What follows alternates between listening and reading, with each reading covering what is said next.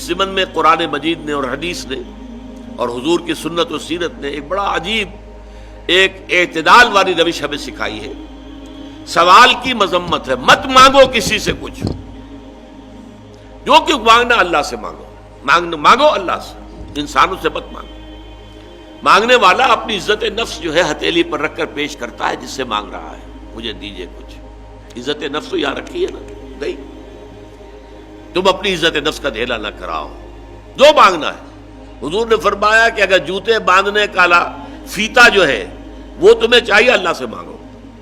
اب یہ اللہ کا معاملہ کس ذریعے سے پہنچا دے، کس کے دل میں ڈال دے، کیا شکل پیدا کر دے، تمام اسباب جو ہیں عالم کے وہ تو اللہ کے قبضہ قدرت میں ہے.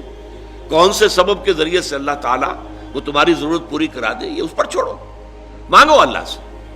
انسانوں کے سامنے دست سوال دراز مت کرو. لیکن دوسری طرف اگر کوئی اپنی ہتھیلی آپ کے سامنے کر ہی دے تو اسے ٹھوکر مت مارو.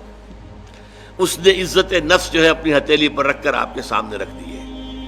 اب تمہاری مروت، تمہاری شرافت کا تقاضا یہ ہے کہ اب مسائل فلا تنہر، اب انہیں جھڑکنا نہیں ہے، ڈانٹ ڈپٹ نہیں کرنی ہے. اگرچہ ہمارے آج کل کے معاشرے میں جو پروفیشن بن گیا بیگری کا، اس میں بسا اوقات جو ہے پیچھا چھڑانا مشکل ہو جاتا ہے.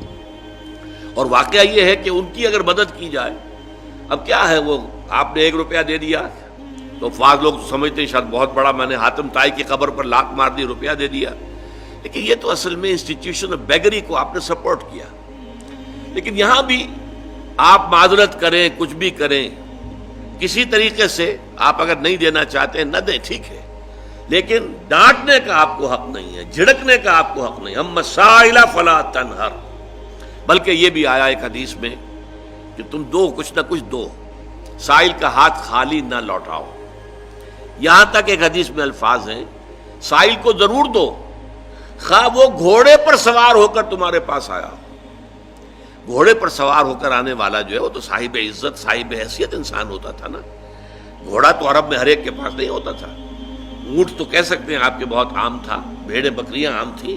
گھوڑا جو ہے وہ تو کسی صاحب ثروت انسان کے پاس ہی ہوتا تھا، صاحب حیثیت. تو گھوڑے پر سوار ہو کر آ رہا ہے، لیکن تمہیں کیا معلوم اندرونی طور پر اس کی کیا کیفیت ہے، کیا اس کے اوپر بپتا پڑ گئی ہے، کون سے صورتحال سے وہ اچانک دوچار ہو گیا ہے. لہذا دے سکتے ہو تو دو، لیکن یہ کہ نہیں دے سکتے تو معذرت، قول معروف یہ کہو اور نرم انداز میں ان سے معذرت کرو.